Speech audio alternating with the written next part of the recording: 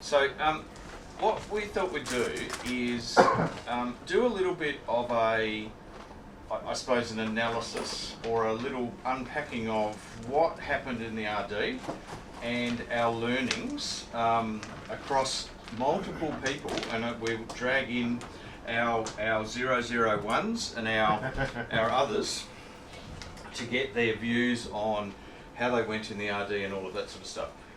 What a couple of us have done, and I think Richard's got some analysis in front of him. And Hayden supplied me with some analysis which I put in here. So what we've done is just a little bit of analysis of our logs, just to give you a bit of an idea about what the RD looked like from the point of view of the logs. Now, the people that I have dragged in, when I emailed them, I said, "Dear serious RD contesters," in brackets, the crazy ones who stayed up for 24 hours, unbracket.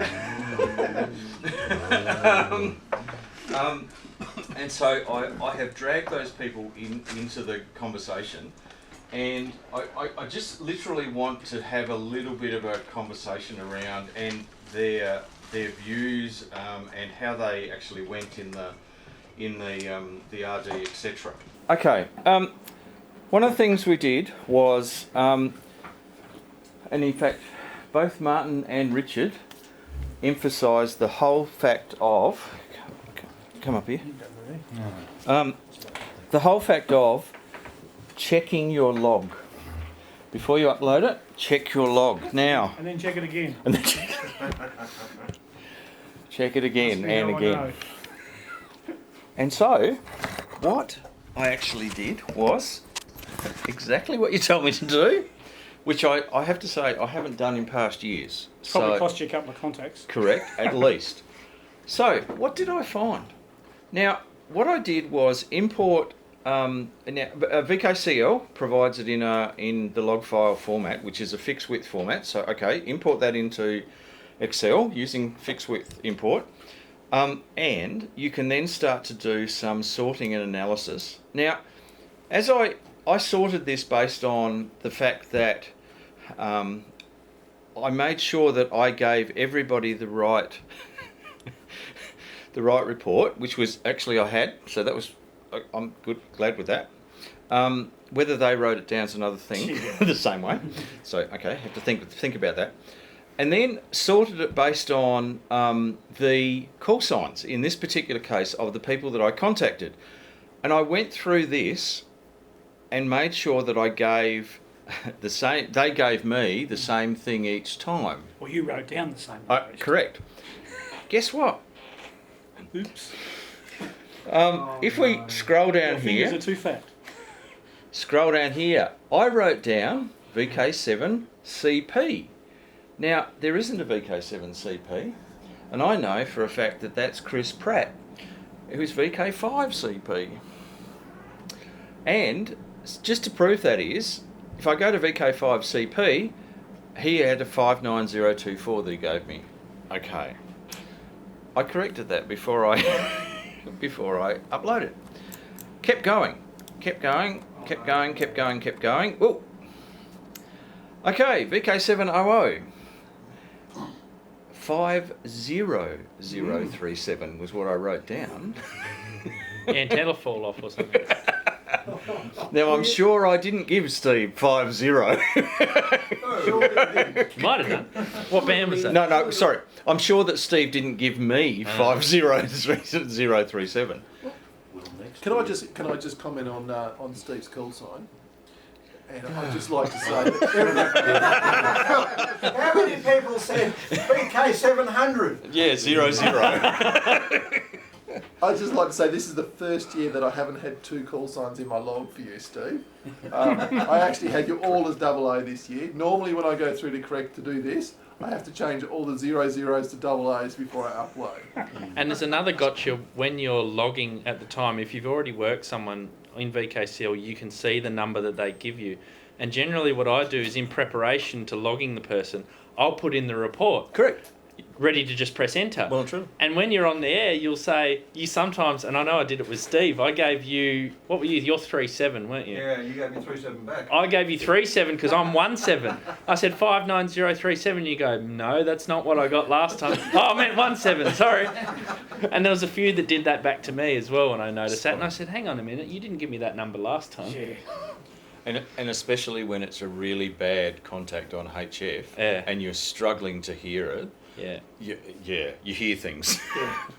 You hear things. Now, I can actually say that was the only two things I found errors with the log. And I thought, okay, You're doing well because I found heaps more. I just hope that everybody else did that. Now, Murray, to take up your point, this was actually, I allowed, LibreOffice Calc to do the import, and you will notice that the 14,000, which is 20 metres, and also down here the 10 metre contact, 28,000, doesn't import properly. Right. So there's evidence, most of it imports properly, but not all of it imports properly. If you do it with fixed width, which I've done in a couple of sheets' time, it all imports wonderfully. I think we also had a couple of times too where either OmniRig failed or the operator failed. And I know I did once where I was looking, I heard someone on 70 centimetres, so I went to the 70 centimetre tab to see if I'd actually worked them yet. And what I'd done is I forgot to go back to the HF tab, and I worked VK3 GK, I think it was, on 40, and I put him on 70. But I realised it because it was in the 70 tab. So the next contact I went to do, I went, no, I didn't work him on 70, and then I changed it to 40 because I remembered. Yep. But yeah, I know a couple. Just got to make those edits right as soon as you Right there. Because Yeah. was it both you and Murray had issues with OmniRig? Did it? Mine did. My issue with OmniRig, to be fair, was I was selecting the wrong radio. Because there's still that manual thing, right? I had two radios with OmniRig, and someone would come up on 70 centimetres and you click on the other radio and you'd work them, and then you go back to the HF that you're working. And forget to. And you get 4 or 5 contacts and you go, oh, you have to go and fix all of them. Yeah. And did anyone find that the recalc on VKCL can Took quite a take bit a of time. while? Yeah. Yes. Generating my log took a while. If you change particular things, like the signal report, it's instantaneous. Yeah. So the things that potentially don't affect the scores. When I did my final edit, I had to get rid of VK4HH that I worked on 1296. Yep. Wow, that's a contact. Excellent contact. But as it turned out, I must have really cocked it up because I obviously worked him on 7 megs, and it took ages to. Because first of all, I thought it was Hayden, so I changed it to VK7HH. Then when I looked at the log, it came up bright red. I went, oh, that's obviously not right. Oh yeah, because the actual contact with Hayden was like 4 minutes before that. Yeah. Okay. With submitting your log, do you have the ability to resubmit your log afterwards? Yes. And it only takes the last one that you updated. Okay, so if you go back into the VK Well and truly. That's not a problem. You can just and re-upload it. Fix whatever you have to fix, regenerate it, upload it. It's only that one. So for those that haven't done this, it's a very good idea to do it now. And then re-upload it because you might get a couple of points. Yeah. Because I just thought that VK3 I didn't hit recalculate, I just hit save. So it's probably not done my score correctly. It might get picked up in when he feeds all the logs into the one program to sort of check it all out. the actual checking. And I actually, think you can actually win some as well as lose some. and between 70 centimetres and 40 metres, it's still only 1 point anyway, so it doesn't matter. Now, this is what I've labelled demographics. So this is the number of years licensed. Wow. The really nice thing that I really appreciated, and in fact everyone who I contacted who had 001, I actually thanked them Yeah. and put them in the log. I said, fantastic, really good, you're in your first contest, participating, glad to have you in the log. There were 16, I contacted 16, now there would guarantee there's more than that, because there would have been some I couldn't hear, but there were 16 in the log, many, and the thing that really impressed me was lots of HF ones. So not just sticking with VHF, UHF, but trying out HF and taken the leap. So 16 unique 001s. Now, let's go to the other end of the log. Oh, here we go. Did you? What was? 63. David Oh, no, it was Wardlaw 68. was who I I contacted. wouldn't have Yeah. thought David Wardlaw was still alive. Well, Yeah. when he said VK380W, I said, that's David, isn't it? And you know what he said? Yep. Did he say it to you? He has not missed an RD since he's been licensed. There you go. For 73 That's years. what he said to me on air. He said, "I've not missed a single RD since I've been licensed." Wow. There you go. 73 years. Well, He would be in his 90s, I reckon. yeah. Actually, that does 90s? deserve a Matt round of Rex? applause. Just phenomenal. I So- mean, he would have probably got his licence at 18, so Or maybe less. that's 91. No, you couldn't. You couldn't. You couldn't. could. So that's 91. But I remember him being my dad's sort of vintage Yep. when we went to transmit arms in Victoria. He was pretty quick on the air too. Oh, with no. the numbers given out too. He Well was- and truly, he was. Hey, if I'm that coherent at 91, I'm thinking it'd be fantastic. And he's DY, is he at Mafra? don't know. What, is he David as well? Yeah, I worked him. No, don't know. Yeah, I worked him about 5 minutes before I worked ADW because Okay. I was surprised at 68 and then 73 73. was like. But I did the same thing. Anyone who had been licensed over 50 years, I said the same thing. Oh, no. I'm Congratulations, getting well to that done. Point, yeah. Yeah.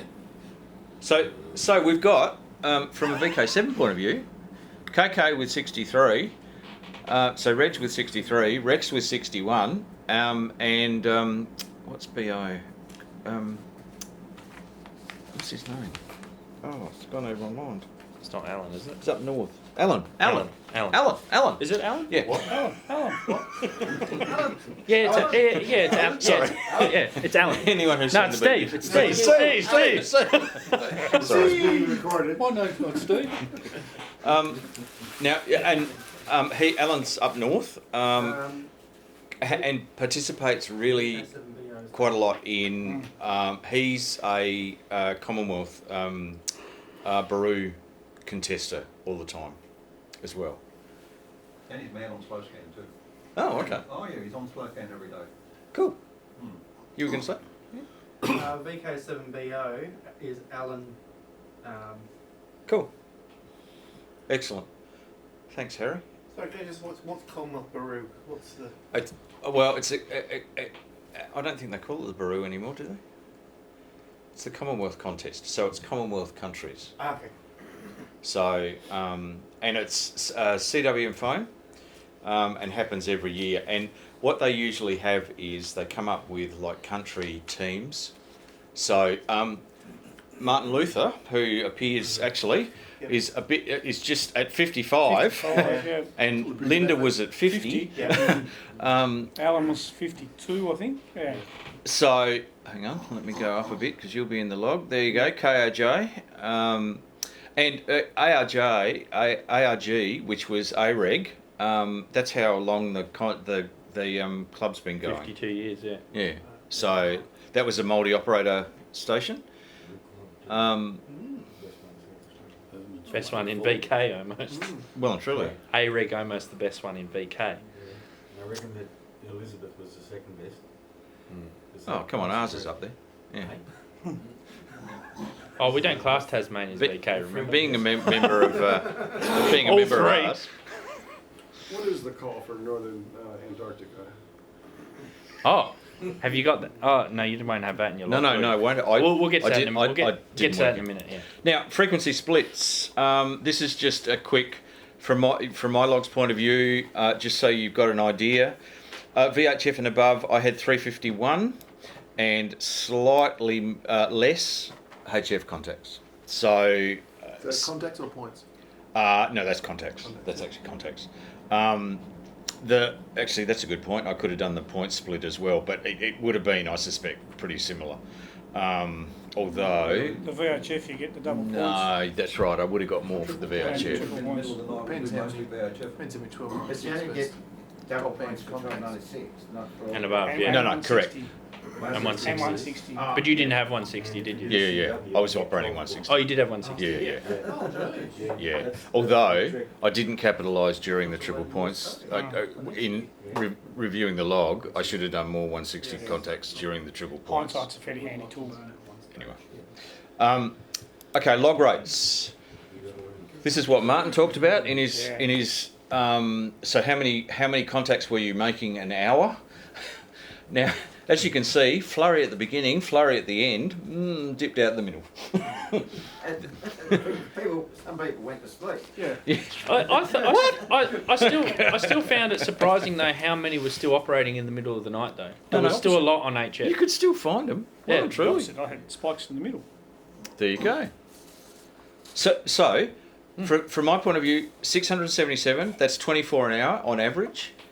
So for 24 hours is 28.2 average per hour across the whole contest.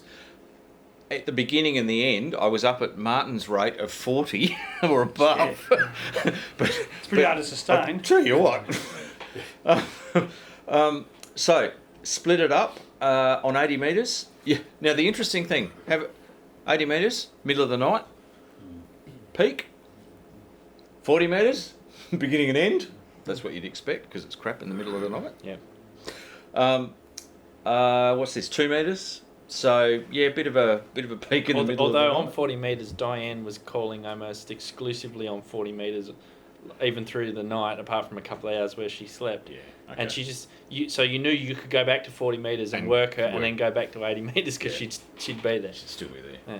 Was she using a parrot caller?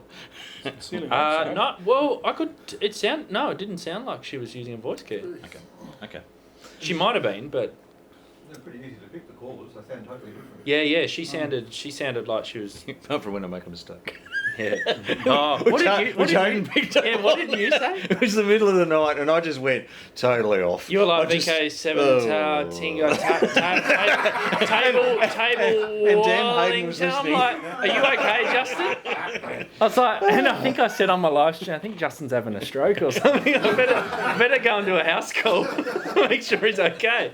I said, oh, you mean VK7 Tango Whiskey? Yeah, that's me. That's me. I got you there, Justin. I got you. Someone was It's listening. about 4 a.m. in the morning, I think it was. That's what happens when you broadcast on radio. You got all tongue twisted. Not only that, you were live streamed as well. That's all.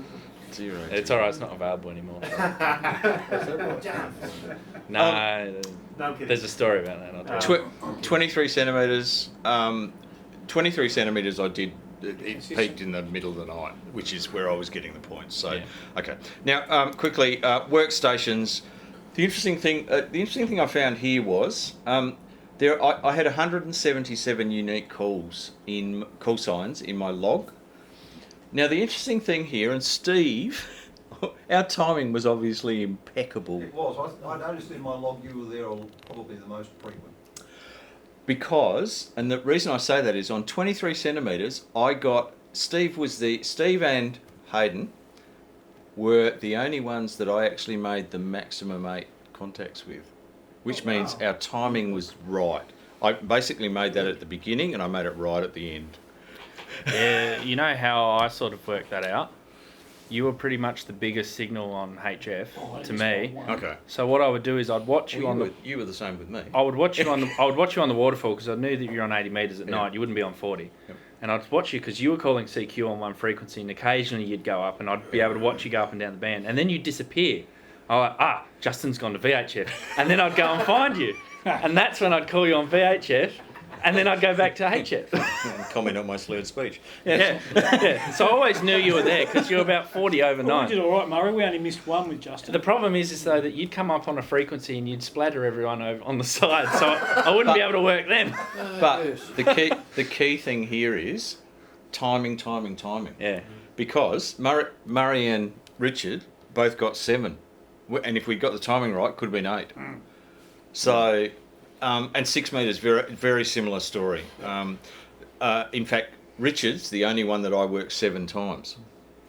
So. You had a cracking signal at my place on 6. We're probably the only one that did. Oh, okay. Vertical? Moonraker vertical? Yeah. Halfway vertical? Yeah. Okay. Now, operating position. I just thought I'd show you because there are some comments around the operating position. This is my operating position. So I had 2 foot switches, which I'm not sure I'll do that again. Or Possibilities for make it different feet, or Only got 2, just Clutch and saying. accelerator. foot switch is a good idea, but you need to be able to differentiate the foot switch, and I'm not quite sure how you do that. I had my HP SDR. Now that's what I was using on HF, and the reason I was using that on HF was I had a full waterfall, so I was seeing where the signals were. Yeah. And honestly, a waterfall in a contest is just, you go click, work 'em, click, work 'em, click, work 'em. And you can see the weak ones too. Well and truly. And the VHF UHF was the 847. And I had my computer sitting there. Could have had the computer probably in the middle, but anyway. Now,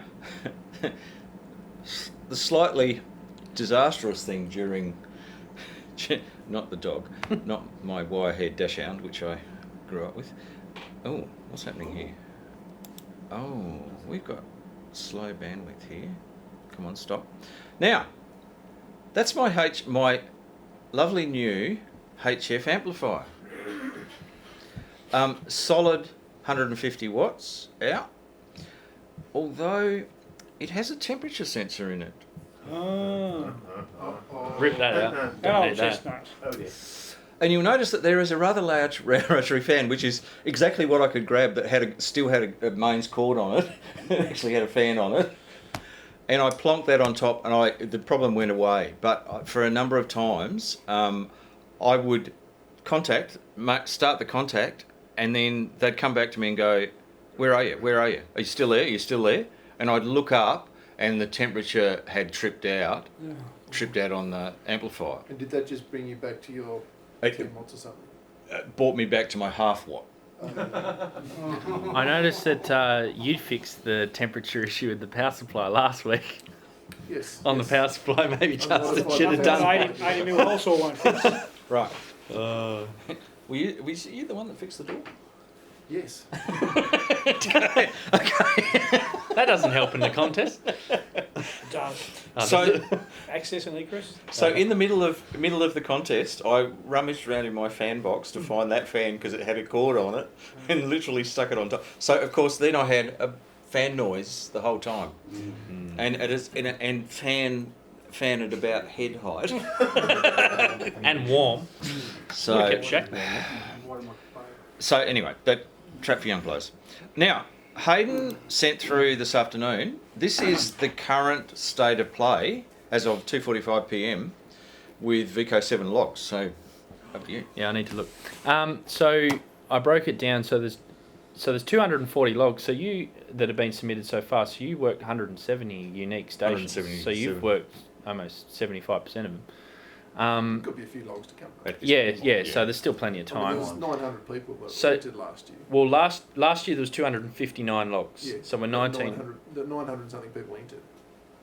Participated. Yeah. So we're That's nine. shocking. So we're 19 logs off what was last year's amount that put in. Cool. Now VK0 we have 1 log because Paul VK0 PD, I sent him a message and said, "Can you operate in the contest?" And he said yes. And I've got a photo on my phone that I can show anyone who's interested. He jerry-rigged up a foot switch because he didn't have a foot switch down there. So he made up a foot switch out of a piece of timber and a bolt and something else. And so he got on the air. He got on 20 metres because no other band's really good from down there to VK. So he operated 20 and he worked 49 stations, I think. So that's not bad. That's pretty good. Now apparently, unless otherwise said so, VK0's He's got it. score. No, VK0's score goes to VK7 unless otherwise said so. So he has to. So I said to him, No, "Ma- he has to decide. I said to him, make sure you tell the contest manager that you operated from Correct. the Casey station. Don't add it onto VK7. So there's 1 log from there. There's been 5 logs from VK1. There were 7 last year. Okay. Again, there's still time to go. VK2 is currently 55 logs. There were 41 last year. So there's 14 more logs from last year. VK3... They're in lockdown too. Yeah. 52 logs from VK3. There was 60 last year, so they're on par. VK4, 30 logs. There were 21 last year, so more VK4s this year. VK5, 29 logs. There were 27 last year. VK6, 25 logs. There was 48 last year. So whether they're sitting on their hands and they haven't logged yet, don't know. Northern Corridors Club. VK6 NC. Whacking segment. Yes, it Yep. was. Yeah. That was 6 NC. Whacking Yeah. station. Brett, who was it? Brett, someone. There was like 3 operators. I think. Yeah. But it was good to work VK6s on 80 metres. It was, yes. VK7 with had 39 logs. We had 51 last year, so I think we've still got a couple to go there. Now ZL, there's 4 logs, and there were 2 last year, so that's a 200% increase. But there's not more than that because I've worked 4 Yes. ZLs and only one of them's on the uploaded so far. And there's 2 ZLs that I specifically called out. One of them went and he did CW, and he made 19 contacts, and then there's another ZL who also participated in the contest who he hasn't put his log in yet, so I've told him to do so. P29, there's been 0 logs this year and 0 logs last year, which is to be expected, I suppose. And they're not. Are they my notes down the bottom? COVID chaos. Yeah. South 29. Oh yeah. So we had 29 logs from the south so far. We've had 4 from the north and 6 from the northwest. So there you go. Now, what do they divide the state by? The Number population? of licenses. Number of licenses? Yeah. So it's the total number of points divided by the number of Well, licenses. VK0 is bound to win. No, because VK0, What? they specify.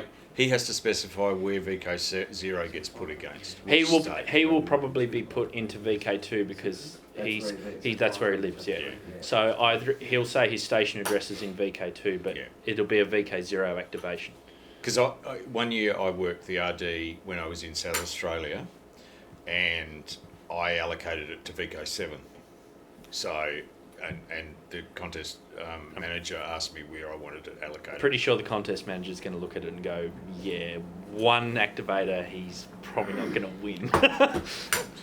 So, based on how they calculate the score, we're still doing okay. Yeah. As long as everyone puts their logs in. Correct. So what I thought, so I just highlights. So highlights, just go around and I'll include you guys as well, please. And Lee. Well, for those who don't know, I actually operated from up here at the club here, along with a couple of other people that are here. And I think the highlight for me was I actually used a vertical HF antenna for the first time ever, apart from mobile. Okay. Which was a 5-band hustler we had set up out here. And for those people who are unfamiliar with this club, it is an old radio HF station from Postmaster General days. 1912. 1912. And it has an extensive ground mat. Now, I didn't have any idea whether that was in good working order or not, but somebody's already dug it up over there by the concrete slab, so we bolted down the antenna of the concrete slab and we hooked up to it, and just by anecdotally from the results, I'd have to say it's in pretty good nick. Right. So, no, really good results on that. All 4 of the ZLs I worked on that. What about noise? Because way less noise than the end-fed half wave. well, there you go. Because verticals are supposed to be more noisy. Well, Anecdotally, that's what you hear. yeah, so, no. I didn't do any analysis between that and the inverted V on the tower, because that was on a different radio.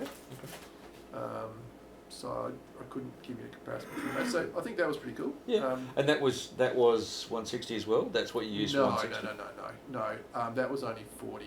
Okay. 40 and above. So yeah, 80 and 160 were still on the end feed. Yeah, okay. Right. I didn't have enough time to tune the 80 section of it before the contest started. Okay. Because obviously it's got to be assembled on site. The tuning's relative to the ground plane, so And yeah, there's quite a bit of, there's a process you go through. yeah. So we just lucked. Richard helped me. We just got lucky and we got the other bands right. And Yeah. Put the analyzer on and went, oh, looks pretty good, bang her up. abandoned 80. In fact, I think when we set it up, 80 was okay, but when I put it back up and lined all the marks up exactly the same, apparently they weren't exactly Yeah, they're pretty. Pretty That's one high, thing. They're correct. They're pretty critical. So all the other bands came up alright, but just not 80, so I didn't use it on 80. Okay. It just tuned down at 5.3, 5.3. But as soon as you moved up the band at all, the tuner in the radio wouldn't play. Yeah. Okay. So lots of stations on. I think probably the best run I had was between 5:30 and 6 a.m. on 160. 17 stations in a row. Wow. Yeah. Okay. From all around Australia, like. All around Australia. Oh, I don't think there's any VK6s, but there was certainly VK5s, VK4s, VK3s, 2s. Yep. I don't know if there was. There are actually a lot of 160 metre operators out there Yeah. who have decent, There's some colossal decent, signals. My goodness. decent Well, stations. the NFED here mostly points north Okay. because the way it is. Well, that's good. So it's Right direction. yeah for a Tassie station. So.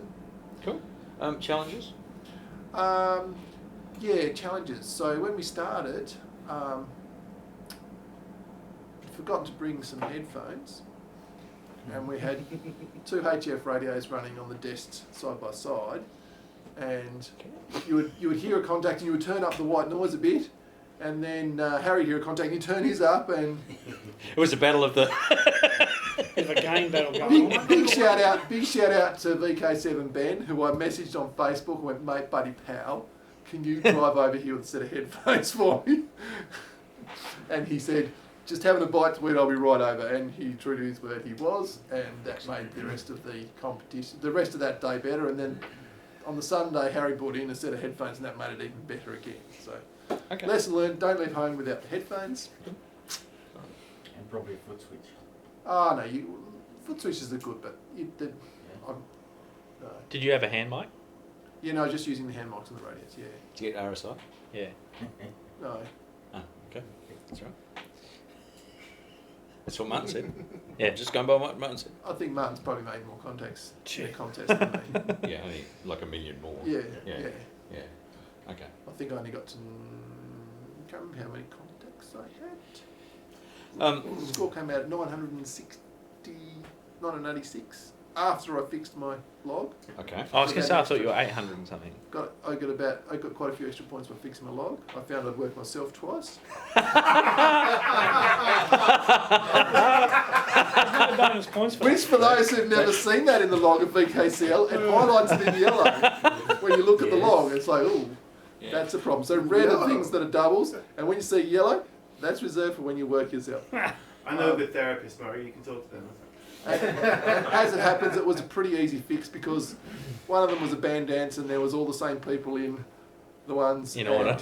And the only other person apart from you, Justin, that was giving me 35 was Richard, so it had to be Richard. Got to be Richard. Work that out. And that was the same mistake made twice. So you got that sorted. And then there's a few people where I just typoed and I had, a run of 35, 35, 39. It was like, go back and correct that. Yep. Okay. The only person that I had a different report from, that I only had 2 contacts with, I'm like, oh, now which one do I pick? I looked him up on QRZ, and he'd only been licensed for 5 years. I'm like, I'll go with the 5, not the 45. So, Cool. managed, Cool. I think, to get most of those fixed. Okay. Excellent. Lee, highlights and challenges. Ah, okay. Highlights. The camaraderie. Everyone I spoke to, every contact I made, at least, or most of the contacts I made, at least once said, "Thanks for being on the air," as a 001. The help that everyone was willing to give me as a 001, and also I think Harry and Xavier will echo that. The sheer, just the fun of it, and also the other, a few highlights for me. Well, sitting back and listening. Occasionally, the bands would just go bananas, just go, you know what? I'm just going to sit back and wait until everyone starts shutting up, and I can actually give a bit of airtime. And just having just listen to the banter going back and forth. Challenges. Oh, maybe not that. Sorry. feedback. Echo. Challenges. Probably lessons learned more than challenges. lessons learned were, one, don't paper log and then get out of the car with your logbook in your hand when it's persisting down with rain. Because what happens is the rain gets in and the tick marks that you've got showing which band you were on all become as one. So that's going to be entertaining to get into the log, so I apologise in advance. And it was particularly nasty weather, especially on Sunday. Oh, it was. Well, I drove. It I came up here on Sunday and tried to get in, but the gate was locked. So I thought I'll just wait in the car for a bit until, because I guess that they were just busy. So I got in the car, and as I was sat in the car, just glanced across to the entrance of the site and saw a tree walking past, and thought, it's not something we see every day. And so I thought I'm just going to move. So I went to Rosin Hill instead. Other challenges, or again, lessons learned. Don't muck about. Don't play around trying to get an HF antenna to work, or trying to get an HF radio to give you signal, and be sat there listening to all the contacts bleeding away on the 2 meter band, thinking I should be on there. Just catch the contacts when you can. One more highlight was we formed a team, myself, Harry and Xavier, and just being in a team also gave it a little bit more, a bit more impetus to actually get out and do something. Even though I had a pretty bad weekend, I didn't get that many contacts, I wasn't feeling that well. It was still great fun, and look forward to next year. Excellent. Thanks, Lee. Save and Harry. Well, it was quite fun indeed, actually. I forgot what, I know it was challenges. What was the first thing again? I've forgotten. The good stuff. No, the good stuff. Yeah. Well, the fun stuff was I've got a new radio that I've got for my car, and I was able to use the contest for 2 and 70 to actually really push it to its limits. And she didn't like some of the limits, so I pushed it to. Oh, okay. But from what sense? What? Overheated or no, you wouldn't even notice it, but it would switch itself to 20 watts, and then you would go to talk, and it turns itself off. Shuts itself down. Back okay. Because it's running from a cigarette lighter, not from the actual battery. Yep. Okay. Only one place that cigarette lighter sockets should be. Did that help with the power supply that I let you? Or It did. Cool. It did. I was able to make quite a few contacts up here compared to, say, if I operated from my home QTH, which was absolutely magnificent. Downside is I was disappointed that I couldn't go on the mountain. And we weren't, not with the wind. You really wouldn't want to be there. No. Not the weekend for I'll it. take it from people that have been up the mountain when it's windy. You don't really want to be there.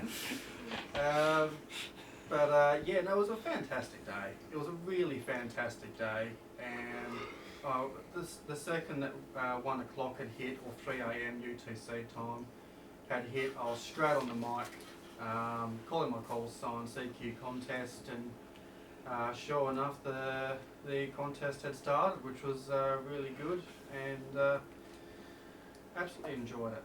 The challenging thing is, before I go to challenging, I was able to use the HF up here as well, which was really good. Okay. It was really good. Cool. And I'm looking forward to hopefully getting my own HF down the track. Back to the challenges. The thing I would possibly improve would be the position of how I have my radio set up. And trying to be a bit more prepared on time, ready to go. But other than that, I'm laughing because Harry strolled in here at like 15 minutes before the start. Yeah. It's a bit of tradition, isn't it? It's a bit of rite of passage. What do you mean organised? One thing I'll probably Well, mate, you didn't even have your headset. I'd just like to say, I took off Thursday and Friday, and all day Saturday putting antennas and stuff up. Yeah, true. And he still I wasn't going to say that. I wasn't going to say that. I can attest to the effort. the main challenging thing I found was when I'm working VKCL software, I've got to make sure that I select the right bands because I don't have the software attached to the radio. I've got to make sure I select the right bands and the modes on the software. Otherwise, if I log it and 15 minutes later I go, oh dear, I've logged that wrong person. And I did that numerous times throughout the day, and that kind of set me back a bit as well because I was having not to be on air, quickly fixing the log, and then having to go back on air. But and another thing I'll possibly improve is to make sure I'm not sitting on the side as much, to put it in nicer words. Make sure I'm constantly calling and logging them as quickly as I can as well. Now, can I ask a question of the 001s in the room? Yep. What did you think about the last half an hour of the contest? I went for it. I called it the golden hour, and I gunned it. Because it's pretty intense when you're on air. It's actually, that's the sort of dog pile you get, and people won't wait. It's the quick and the dead. I did find it quite intimidating at first, and then I kind of went with the concept because I mean from about 11:30 onwards, 270 just went bananas, and I remember a couple of times you actually went, now hang on a second, you try and marshal us a couple of times you'll get through. Yeah, same as Harry, I literally just went, you know what, no one else is going to wait, I'm just going to push through. I think I probably worked everyone I could by about 25 to 22 on both bands. But it was good actually going, I've got to actually push through it. I can't just wait for permission. Just go, because otherwise no one's going to leave space. And so I just went, and you know, whether I stepped on someone else's transmission, it wasn't malicious, it was just a case of, well, I've got to get these points in.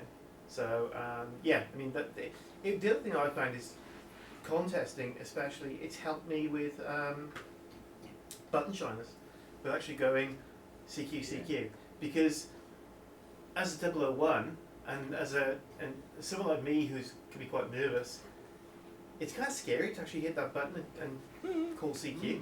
So it's really good to get into the habit of it. Lee, we all had to do it once. Yeah, exactly. Yeah, exactly. It's just getting used to it. And we all shat ourselves doing it. Might go upset someone. And then you realise, oh, it's not that bad. Yeah. So yeah, that was another thing that was really good for me. Cool. Okay. Zoph, what's your thoughts? With calling CQ, I got way less mic fright. Yep. Like cool. Before, I wouldn't be on the radio while someone else is in the room. Yep. Okay, that's excellent. And what did you find challenging? Like what sort of? Trying to find the right HF frequencies. Oh, okay. Okay. Trying to find a space, or just trying to find the right HF frequencies. The right frequencies. Yeah. Okay. Cool. Could that have been improved through maybe a little bit of practice to start with, or how do you reckon you could have improved that? I got it together. We got the band plan up on his computer, so he was excellent. You where it needed to be. Okay. Yeah, if I was tuning on 40 metres, I knew where to find you. Because you're calling CQ somewhere or returning someone's call. So yeah, I thought you did a pretty good job. Cool. Okay. And what are you going to take away from this? What's your learnings? Not to speak too loud while someone else. Now who's Oh, well. now who? We'll fix that. I got some insider information already. Who scored more points out of the two brothers? Who scored more points in the Winterfield day out of the two brothers? Oh, so it's 1-1. There's a Springfield. Wait till the Springfield day coming up. Game is on. Oceania contest. Actually, yeah, that's true. That's coming up next. It is too. Now, Richard. I noticed a few things. I made a few notes. I had a few moments with OmniRig, but I don't think it was OmniRig's fault. I think it was probably ZBX's computer having a bit of a moment. And luckily, just out of the corner of my eye when I was swapping bands, you'd call and you'd log someone and you'd click log and you go, that doesn't say 80 metres, I'm on 80 metres. Quick note, that one, this contact. And then it's like, hang on a minute, stop, go back. Oh, OmniRig's not responding. Yeah, okay. What's going on here? Go to VKCL, go back in, you know. Okay. Oh, reboot, go back in. Yep, okay, it'll come up again. Well, let me just keep an eye on that. And after another 10 or 15 minutes, it did the same thing, which was a bit disconcerting. And then it did it again, and like, I wasn't particularly happy. There was probably a few expletives uttered. And then it came good. Maybe it was scared. But look, but after that, it went flawlessly, which was really good. And as Harry said, it's really, if you've got the ability to use OmniRig, it just makes it so much easier.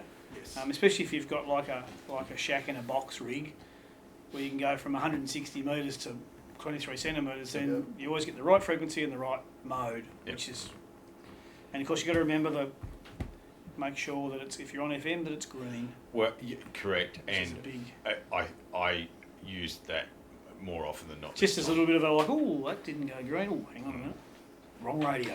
And I wasn't using OmniRig. I didn't set it up because I didn't have time, so that's another. So what were you using?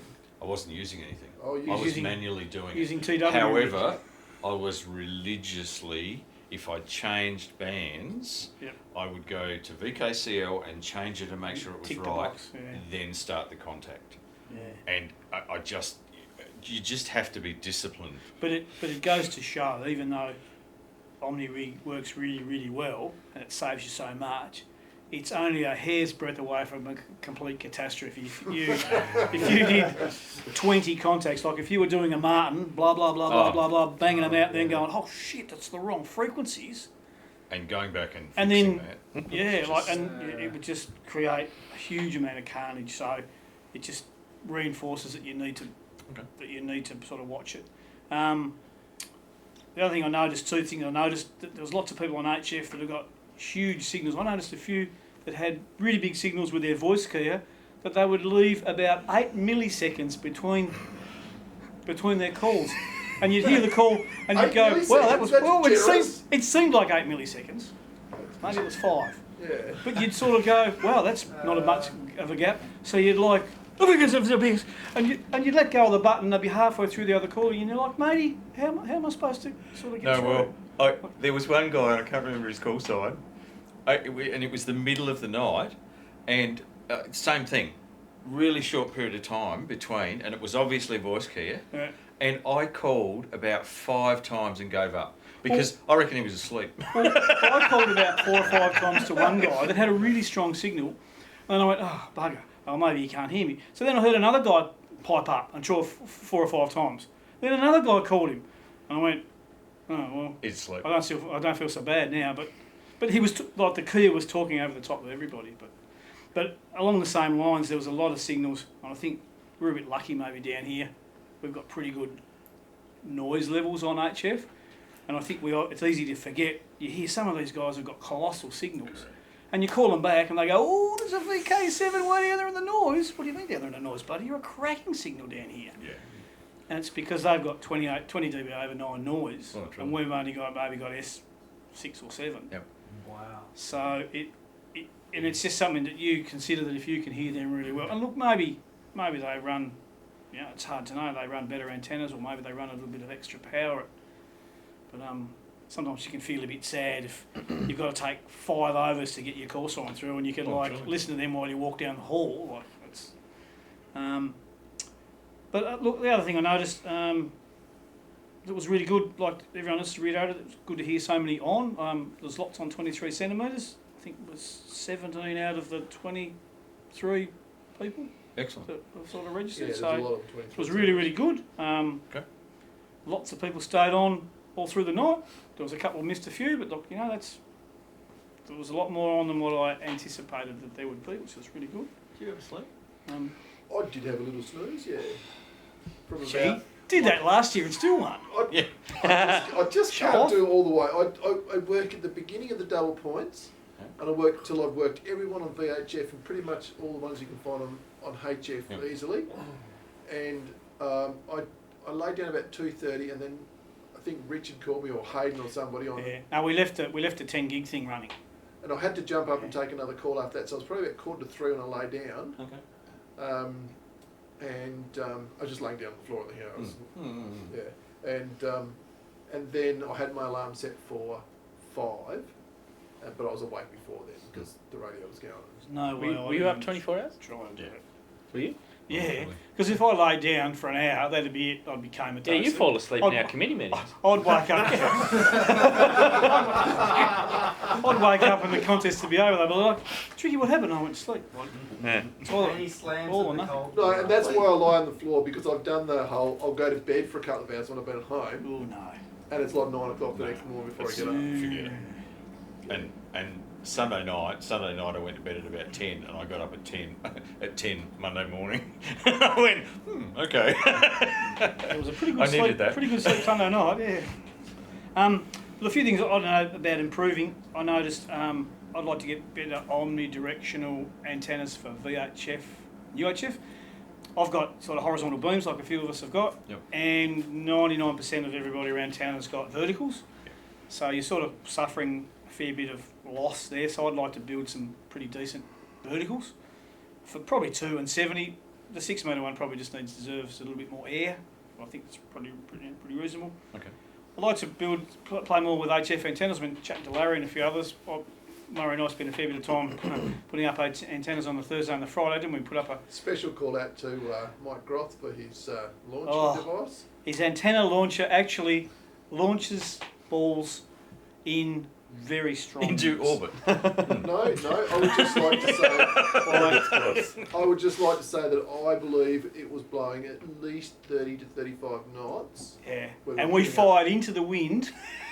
up over this tree. Up over this tree. Very impressive device. Murray's like, we're going to Pneumatic? shoot high, and he shot high and it went straight over the top of the tree. It's like, wow. Yep, that's not the branch you need.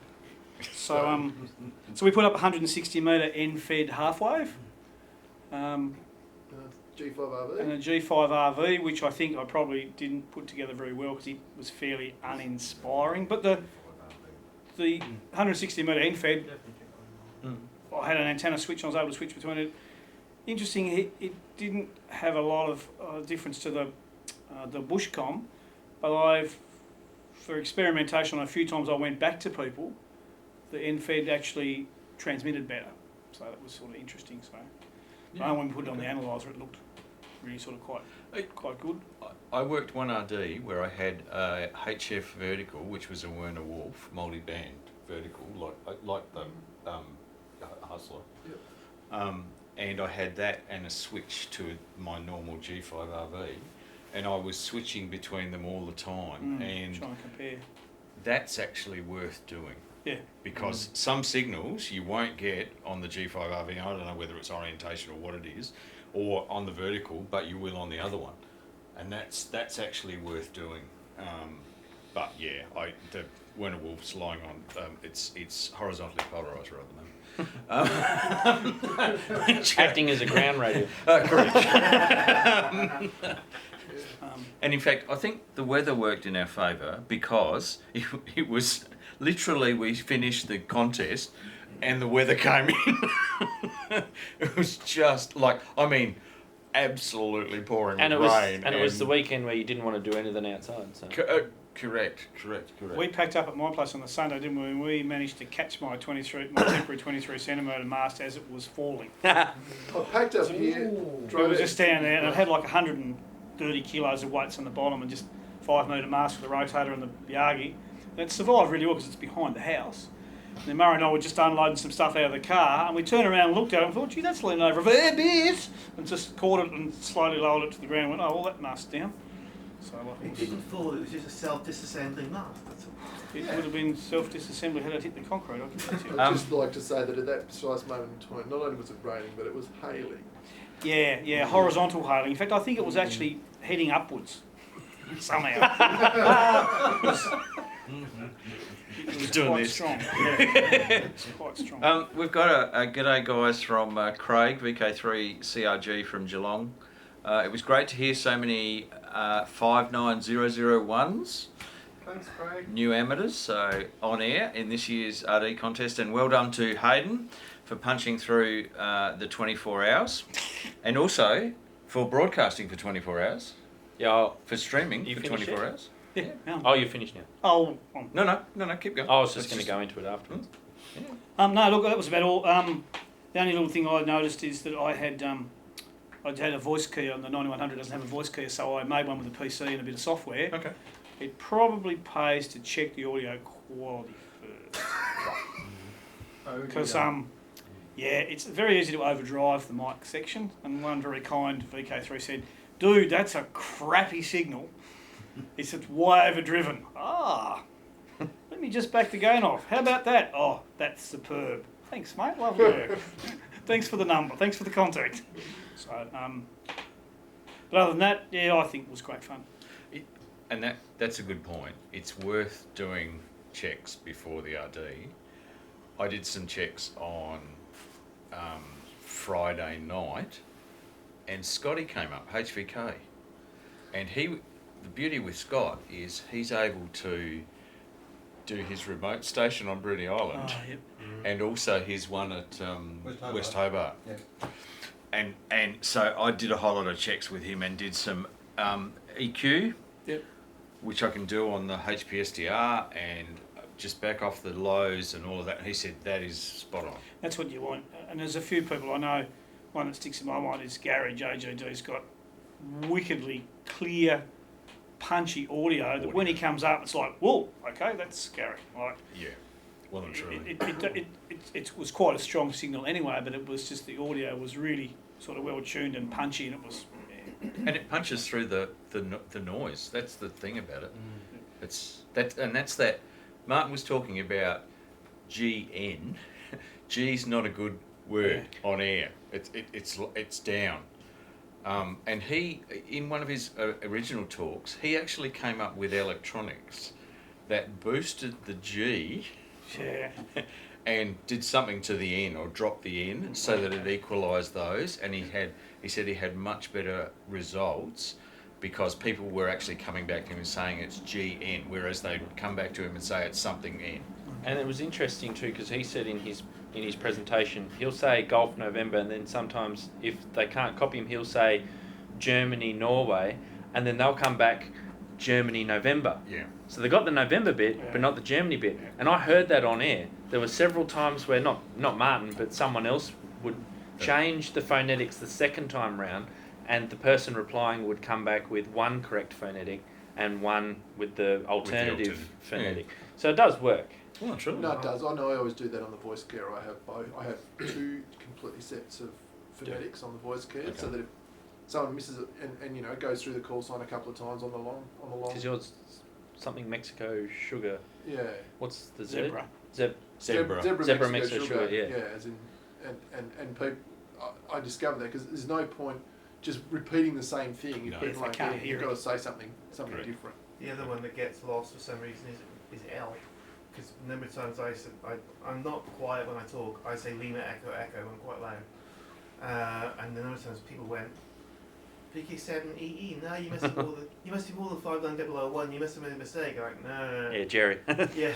Yes. No, it's fine. Yes, I noticed that your L was very quiet. Yeah, I'm not sure why. Because I wasn't dipping. I was actually saying the full The word. first contact I had with you, I thought you were Echo Echo. That's right. Yeah, I think you would. You and a couple of us went. You sure you're 59001? Yes. Lima Echo Echo. Oh, I got it that time. So it's again, there's a few odd words that get lost in the static. Cool. I actually had a similar scenario on the HF actually. Someone was getting the T as an E, so they couldn't hear that sound, and they just heard the E bit, so they thought it was HXE, not HXT. Yep. So I kept on saying Hotel X-Ray Tango, but because of all the noise at the time, Correct. I had to keep repeating it and changing and alternating for him to get it that time, but it was very hard. Cool. I'm good. No, I'm good. Hayden. So Highlights and challenges. So first thing is thank you, Craig, for being on here and for watching. Yeah, so I did the whole 24 hours. However, I had been awake since 9 a.m. that morning, so I was awake for about, 28 hours? As we all something? had. Yeah. So, but no, just making a point that it's not just 24 hours, Oh, it's yeah. actually longer. So, yeah, I live streamed the whole thing. I had my score, I had my log, I had myself, I had the audio from both radios going through. I had the HF radio showing, but I had to hide the frequency because that would constitute self-spotting, which is against the contest rules. So the amount of comments in the chat was ridiculous of saying, what frequency are you on? I want to try and hear you. What frequency are you on? And I couldn't tell them. So occasionally a few people would guess because they'd see lower sideband, upper sideband, and they'd be, oh, he must be on 80 or 40, or he must be on 20, and I just didn't reply. That's fine because they can go and find you. I had, I think, a peak of about 120 people watching at one point. It never dropped below 40 but for the whole 24 hours. Americans all went to sleep about 1 or 2 p.m. and they left their iPads and their iPhones running overnight while they slept on mute in the corner. Yep. And others also said that they left it running to fall asleep too, which I don't know whether that was a good thing or a bad thing. But anyway, it ended up being, there was about, I think it was about 4,500 views by the end of 24 hours. Fantastic. And what happened was there was a couple of comments. So a lot of people were saying they couldn't believe how polite VK was in their contest. Because we'd exchange pleasantries and, oh, thank you very much, how are you, good to work you, congratulations, blah, blah, blah. So they said that was great. A lot of, in the last half an hour, so a few people shared it out and a whole bunch of people started to come on and started to chat, and that's when it really started to get interesting. And everyone was saying, they were going to the website and they were looking up last year's scores and they were going, oh, this VK7 ZMS scored 1,149 or whatever it was last year. Oh, he's only got 100 and something to go. Do you reckon he can do it? And they were putting all these things in the comments and, oh, come on. And then I got stuck on 666 contacts. And they were like, oh, the devil. So I was sitting on that for ages, and then I finally got off that and I finished with 669 contacts and 1,042 points or something. Anyway, they loved that. And then the Americans, in particular, they also started jumping on the Kiwi SDRs. Yeah. And the SDRs in Australia, and they started tuning up and down the band, listening to all of the calls that were happening. Okay. So that was good, and so I was getting messages from people in like the US. Oh, I'm logged into the VK5 SDR, and I can hear you 5.9 or whatever on that. Cool. So that was good. So yeah, good promotion for that. I know there was a lot of newbies and a lot of people who had done not just 001s, but had done the contest for the very first time. So the amount of 001s to 005s that were on the bands were a lot, which was good. As far as what I was using an ICOM IC 7300 with a foot switch. And I had a boom mic and I only had one cable, so I had to move from the 7300 to the 9700. And there was a couple of times where I transmitted and I realised I was on the wrong radio pretty quickly. So I did the same thing. When I manually moved, I made sure, checked the band, and I think I only made one mistake, but I got to go back and look, and that was logging a VK3 on 70 centimeters. So I did that. That was so I could feed the audio into the stream, and then I can also stream it back out. The radios also have a monitor function in the 7300 and the 9700. So when you turn that on and you turn the volume up on the radio, you can hear yourself, so you can hear what you sound like. Okay. If you turn it up too loud, it obviously feeds back. But if you turn it all the way down, it actually feeds out at the same time through the USB. Oh. And what happens is if you listen to it, it actually keeps the characteristics of sideband. So Right. you don't sound perfect. It You're actually hearing duck sounds. talk, It yeah. actually sounds like you're on the air. Yeah. And Oh, wow. FM actually, Nice. I had a lot of comments. FM actually sounds like AM aircraft, ATC. So they were like, you sound like you're listening to it. You sound like your aircraft. I'm like, it must just have been the FM in the chain. It doesn't sound perfectly like FM. Okay. But anyway, they love that. So yeah, that was a success. And I used a DX Commander vertical. So that's a HF antenna, which is it's pretty much a vertical fan dipole. So you've got wires vertically on one telescopic pole for every band from 80 to 10 meters. Okay. And I couldn't get 160 because I didn't have enough room. But I had the 80 meter, so everything was vertical except for 80 meters, which went up and then across like an inverted L. Okay. And that worked really, really well on 80 meters. I get quite a bit of noise, but I could hear a lot of people on 80 meters. I had to turn the RF gain down a bit because there was too much noise, so I could see the signals in the waterfall. But yeah, there was a lot of strong signals. Made 182 contacts on 80 meters. So yeah, it worked very well, and I think similar challenges to everyone else. Cool. Plus trying to watch the live feed. Well, so I kind of was interacting with them at the same time, so I had to mute. I would unmute. I had two microphones. I had the microphone going out of the radio, which would only work when I transmitted, and then I had the microphone live if I wasn't transmitting, so I'd have to mute and unmute that. And if they weren't, but if they were both unmuted, you'd get a echo because they're out of sync because of the USB is a little bit out of sync. And occasionally I get the comment, you got two mics on. Oh, okay, cool. So I'd mute that. But I was trying to interact with people. There's a VK4. He was operating VK4 BFQ. Okay. He was operating the contest for the first time, and he was commenting and like I was saying, oh, how are you going? And oh, I've got these many contacts. Oh, cool. And we were People were interacting, and I got messages from like Tricky, VK5IR, VK5QI, a few other VK3 CRG, a few others, and I'd get photos. They would have VKCL, their radio, and my stream running up into the side. There you go.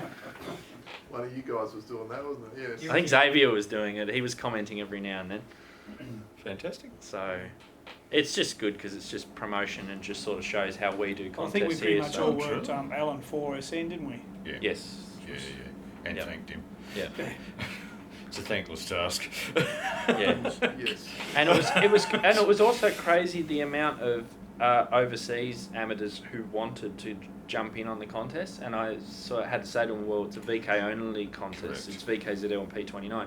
However, in a couple of months, the Oceania DX contest, then you can have a crack because that's when you can work us. Yeah. So they were really keen, which was good. So yeah, Cool. it was good.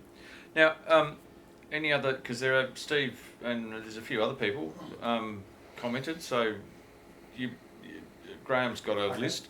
Yeah, I'll come and then we'll go to Steve. Yeah, I still haven't got VKCL to work. So I'm using paper log. Okay. Got 5 pages. It's the biggest contest I've ever been in. Okay. As in the most I've ever contested in 42 years. All handwritten. Now, I've got to ask a question. When is the contact logged? Is it at the start of the conversation or the end of the conversation? Whenever you both press return. When VKCL, you push return. Okay, Yeah, that's the end of the I believe though. So it's I believe though officially it's after the exchange of the serial numbers. The serial numbers. you've So once got the- to- so once you've the got to serial both numbers- exchanged. So technically it's at the end of the conversation Yeah. yeah. because that's when the serial numbers have been exchanged. That's when all the details to constitute a contact have Yeah, been made. Correct. And in VKCL, when you push enter, Yep. that's the time that appears in the log. Yeah. So quite often, like Hayden said, if you heard someone on a band and You were pre-populate ready to work, it. you'd pre-populate But it, then then you'd exchange the details, then press then enter. press enter. The contest manager will want to know that your 2 times are approximately the same. Yeah. A few minutes either side is fine. There will be The margin an is error, like, yeah. I think 2-3 minutes, something Yeah. like that. Yeah. Except when you've got it all queued up, ready to go, and someone else calls you. And you go, Oh. Or like Martin and Lee, he put in the soapbox that he had his time in GMT, which he reminded us about the week before and said, don't have your time in GMT, and he left his time in Well, GMT. can I just say, the reason why you didn't get an RD opening address at the Oh, right yeah. time was I put it into the scheduler in GMT time. Yeah. So it would have happened at 3 o'clock. Because I sent you a message, I'm like, where's the opening address? I sort of did think that. So, And then I thought, my bad. Sorry. I'm glad it wasn't just me. I thought I missed it as well. Yeah. Now, alarms. I wake up easily to an alarm at any time. Going back to sleep's the issue. So between 1 a.m. and 1 a.m. and 4 a.m. I've got 1 hour sleep, and then 4 a.m. to 7 I've got 1 hour sleep. luxury.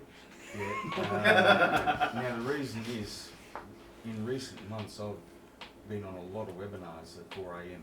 on Thursday mornings because I'm learning stuff from the States. Now, the band dance.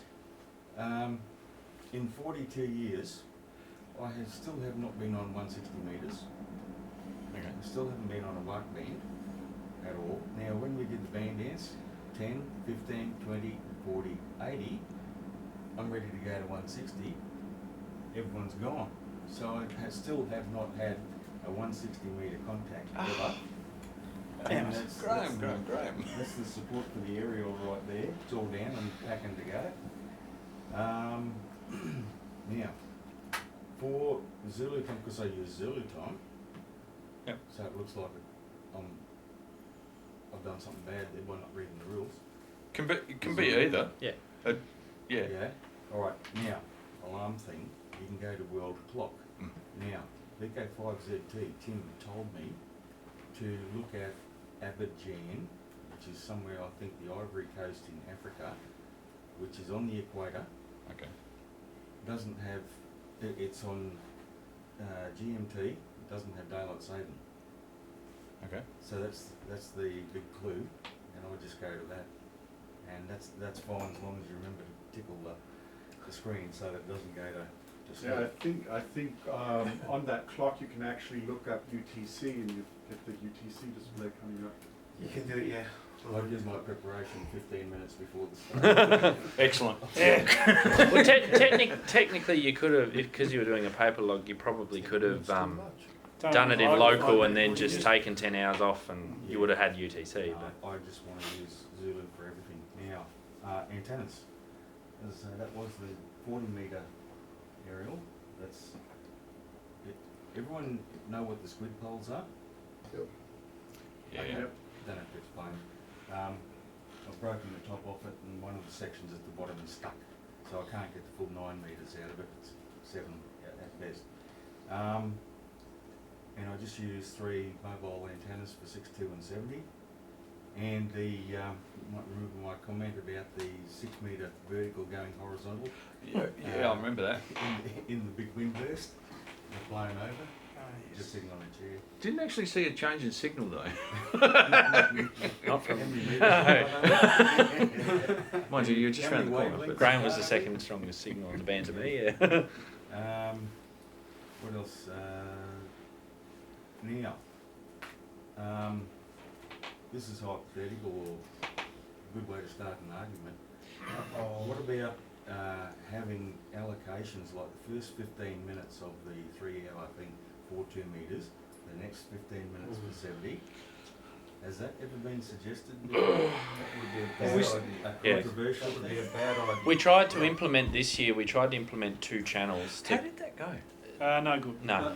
It worked a little bit. The only Yeah, thing yeah. we did, I know I got Graham. Steve on 525. Yeah, Murray will come up at one point. He said, "I'm listening on this Yeah. frequency." So you pop up and go working. Yeah, Graham yeah. did that. Not enough Let's- people did let's that. go up And to in it. the last half an hour, you notice, you find out pretty quick that 4 stations can exchange contact details on the one frequency. Because I heard At the you same working time. Steve Yeah. while Justin was working Murray, and I was Well, sometimes On you, the same frequency. you On the try same to be- frequency. You try to be nice and polite, but you sort of like wait, and then you just like, oh, if I wait here, I'm going to be here all day. So it's just And in like the last half an yeah. hour, It works forget well it. when you're interleave. So Yeah, that's right. You put a call out, and somebody else puts a call out, and then you get your reply, then they get their reply. Sort of Yeah. multiplexing. Yeah. So, yeah. I love So it. that's more or less what And probably we didn't really coordinate. The band dance we sort of lost the plot a The bit. band dance was coordinated last year because everyone got everyone's contacts, and then we were like, okay, let's move over to the band dance. That's now. right. The few people that worked everybody at the start would then sort of shoot up to the next Correct. band and sort of start. People would sort of follow. I thought the band dance worked better this year because there was never more than 4 people in the dance. We just didn't get as many Worked really points. well. Yeah, it was a square dance. Well, 4 people's the right number in a band dance because then it's easy to make contact But I with think everybody. last I year- actually observed that too, Steve, and I thought to myself, your I'm cereal going and to tuxedo. make a spreadsheet and actually work out the maximum economical amount of people to have in a band dance before it actually becomes slower. Last Because year, there would be a band dance number had- where it crosses over. Yeah. But I think last year band too, dance we had went about- all the way from 160 to 23 centimetres. Yeah, but No, we did it the other way. We still went from But top also, down. you'd have 8 or 9 people in the band dance, and somebody would be sitting on the side waiting their turn forever. No, it just doesn't work. If we were really- 4 people's good. If we were I really agree there. coordinated, we could do like call signs A to M, and then these Oh, guys that's work not each gonna other. work. It's just informal. Just someone says, "You want to do a band dance?" Yeah, and 4 or 5 people will join them, and then bang, you go and do it. Yeah. But then a few people too we noticed, like when the 4 of us were chatting and we'd rock up to 28, 470, we'd talk and then you'd hear Dale come up. Oh, he sort of actually listened and said, oh, when you heard that we were going to. When you're doing the band, when you're on VHF, UHF, you kind of have to have the radio sitting on the highest band dance channel, waiting, ready waiting to for go. someone, yeah. It may work to have a couple of HF band dance frequencies, because this is then We did. you have but blocks of frequencies. So if you're saying 4 is sort of around the optimal, they go on that set of frequencies, and then the other 4 go on, 10 And then kilohertz up swap. on every or whatever. Yeah, that's okay for 10 metres, 15, maybe 20, but below that, you really have to Oh, find no, a basic you- frequency. You have to find it because they're Yeah, active really. bands. We're all close, you just talk. Yeah. Anyway, Can't be rude. Come on. Steve, how did you go? Preparation. Can't say enough about preparation. I was doing preparation for weeks beforehand, but the night before the contest, and I made the decision at 6 o'clock on the night before the contest, I was going to build a device that would allow me to transmit on any band with 1 button. Because in my shack I have 1 microphone, but I have 4 transmit buttons, and it's very, very confusing. I often get them mixed up. So off we went to J-Car. We went and got our AZ jabs at the clinic. Yep. And straight after that, I said to my wife, I want to go down to J-Car and buy some bits. So we went down to J-Car and bought a bunch of Well, just This is COVID reality. You got a jab in a jiffy box. So I put out J-Car, bought a bunch of bits. A few hours later, it worked. It was quick and dirty, but still tidy. But it worked. And so I had a box with 4 switches on it and a push to talk button on the side, so I could just select which. We missed you coming up on the wrong frequency. Yeah. And sometimes I'd come up on 2 frequencies because I forget to turn one of the switches off. But it worked really well for me because I had 1 microphone and 4 radios, so I had to be able to switch from radio to radio efficiently. The only problem was, of course, I hadn't practiced this, and this box is incredibly uncomfortable to hold on to. Because it was a square box, it wasn't ergonomic or in any way, shape or form. So that was better than having my arm up in the air trying to operate the right button, which is my traditional way of operating. Something else, what was it? Oh, 2 metre radio died during the contest. That wasn't very nice. So I had to quickly scratch around. Luckily I have spare radios, so another radio pushed into service, but that one had to be on a hand mic now because it couldn't connect into the existing system. So that cost me a quarter of an hour just trying to get back on 2 metres because 2 metres is pretty important. I think having multiple radios with multiple speakers is a great idea because when things are quiet, you can turn 2 metres up and turn 70 centimetres up and turn 1296 up and have them at a volume so that if you're working HF or 6 metres or somewhere and someone squawks on one of those, you've got it straight away. You know they're there. So that's handy. Thing I thoroughly enjoyed was being on the bottom of a pile-up. I thought that was great fun. So yeah, that's good. Rather than being part of the pile-up, you're on the bottom of it. Everyone's working you. That's really good. Ask Brett about that. Yeah. That was the funniest thing ever. Yes. VK7 HRD popped up. All he wanted to do was talk to Warren. All he wanted to do. He said, all I want to do is talk to Warren. That's what he popped up to say hello to one person, and he had 20 people wanting numbers. Of him. Avalanche. I didn't recognise him because he's changed his call sign again. And I'm sort of stumbling then. He says, oh, you and I did the course together in the exam. And I went, oh, Brett. And he wasn't ready for it. He didn't really understand it. He got the gist of it quick enough. I know he wasn't writing anything down because he was answering questions too quickly. I think but it was fun. I think Dave's EDM jumped up and said, gave me a contact, and then everyone jumped on him Yeah. too. So There were a few of them on VHF that I think came up and went, oh my god. Same too when, Yeah. when Clayton jumped on, everyone was like, That was a but good effort Clayton would have from, been prepared. he was, yeah. that was a good effort from Dave, because he certainly wasn't a 001, but he sort of, it was probably his 001 contest. So Actually, one thing, Yeah. Steve, you mentioned, so the way I had mine too with the streaming, it was good because I had the headphones on, and in OBS, I had both radios labelled so I could mute each radio through my headset. Yep. But then what I would do is, if I was listening on HF through the headset, I'd turn the VHF radio up down here physically, take one side of the headset off so I could listen to that at the same time as listening to HF. And then I would do it the opposite way around with listening to HF while having VHF, so that way I wouldn't miss if... It wasn't necessarily... It was like, I think towards the end I timed it so that... Because obviously you can only work someone twice in the 1 to 6 a.m. Bracket, because every 3 hours. Yep. So, and there's only 5 hours. So what I did was I made sure that I worked everyone on VH and UHF at least an hour... Sorry, not that bracket, before the end of the contest. I made sure that I worked everybody on 62 and 70 and 23, at least so that I had about an hour to fill in the ones that I hadn't worked. Yep. And so what happened was when everyone was piling on one another, I was on HF because I'd already worked everyone an hour beforehand, except for Steve. So what I did was I was sitting there and I was trying to find you. I had no idea where you were. I was listening on VHF, I was listening on UHF, I was listening on HF, and I had 23 centimetres turned up. And then I think it was QP called you, or someone, or you come back to QP, and I went, Steve, right, I'll get you. Yep. I'll shut down HF, I'll get you. Yep, cool, got you. Then back to HF again. I wondered how you did that so fast because I knew you were on HF. Yeah. I said, why are you suddenly on 23 cents? Yeah, Spot on. and the problem was I had to move the mic connector at the same time. So I was like, oh, Steve's there. Unmute, bang, wait for you to finish with Linda, call you, cool, done, back to HF again. Yeah. I can tell you what, having one microphone and one push-to-talk switch and just simply switch which radio you're talking on is brilliant. Oh, yeah. It works well. Yeah, for sure. Yeah. And a foot switch, if you have one, is a good investment as and well. leave your hands free. It does leave your hands free, yeah. And one microphone. Mm. I had a couple of situations where I was talking on the microphone, the other microphone, and the guy came back and said, oh, you've gone really quiet. And I realised I was actually talking on the HF microphone to the VHF contact, or vice versa. So that's what I'm going to do next year is a breakout box with a switch, so I can switch the one microphone to 2 radios with a switch. That's a great idea. One of the things that I was able to do was I could put transmit on, say, 2 metres and 70 centimetres at the same time, put out a CQ. Okay. I stopped doing that pretty quickly because people would come back on both frequencies and I really didn't know what I was doing. This is a bit awkward. How do I answer them both? At least do it on the 25 KC channel further up on each one. That's fantastic. Any final comments over here? No. I only worked 6 to 70 and 23 centimetres, and that went pretty well.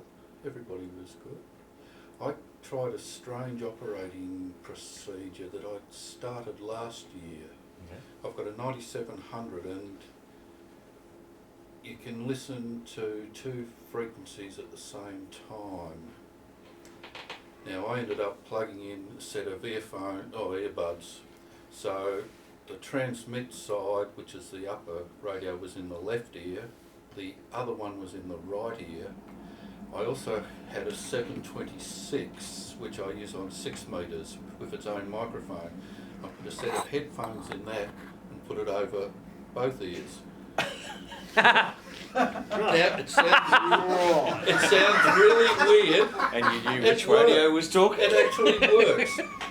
If I heard it in the left ear, I knew that I could transmit to it with the 9700. If I heard it in the middle, it was 6 metres, and I needed that microphone, and if it was in this ear, I had to change bands on the 9700. Wow. And That's impressive. it sounds weird, but after a while, works. That sounds a bit Were your like ears ringing afterwards? No. Martin talked Oh, about yeah, in single his- operator too. Correct, Yeah, where yeah. he actually had a switch that enabled him to move one way or the other, or put it in the middle, so he Yeah. was hearing both. He's So- got it, so and he can also do the same with the microphone as well. Now, the problem is, of course, I couldn't listen to the three bands, 270 and 23 centimetres on the 9700, so I've somehow got to work out an extra ear for next year. You need Alan, you need to go to Star Trek. You get the final frontier. Actually, speaking of having an extra year, we should also acknowledge too that Brian 7BW Oh, had yeah. Sarah, his Oh, daughter, yeah, log in correct. for him. Correct. And getting her up in the middle of the night Yeah. to log for him. So Mm. I think Sarah needs a award. I did comment that with Brian in the middle of the night, and I said congratulations to your logger for being up at this time. Yeah, that's what I said as well. Yeah. The other Can thing. I just add one other thing? Yeah, yeah. All I can say about your stream, Hayden, is that it's better. Your stream was better than TV between 2 a.m.